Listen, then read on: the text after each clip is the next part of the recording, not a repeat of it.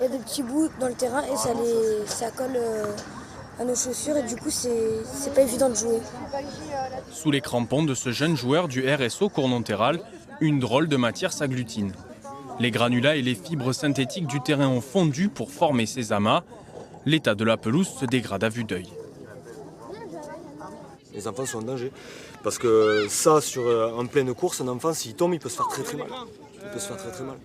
Voilà. Et ne parlons même pas des adultes qui, eux, avec leurs 60-70 kg minimum, ont une chute beaucoup plus brutale aussi. Rituel d'après-match, la pesée des crampons. Voilà, donc 2,181 kg. Soit 10 fois plus que le poids normal d'une paire de chaussures de foot.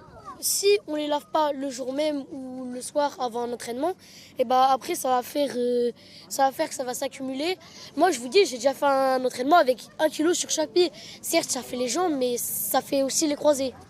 Le club constate les premiers problèmes dès 2021. Des parents de joueurs créent un collectif et interpellent l'entreprise Laquais mandatée pour effectuer les travaux, laquelle rejette la responsabilité sur ses fournisseurs.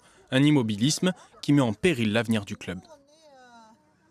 Être obligé de mettre la clé sous la porte et fermer justement la porte à 230 licenciés à cause d'un terrain neuf qui est impraticable, c'est juste inadmissible. Au-delà des blessures des sportifs, la commune de Cournonterral s'inquiète de la toxicité environnementale de ce matériau. On n'est plus dans le conflit malfaçon, etc., garanti.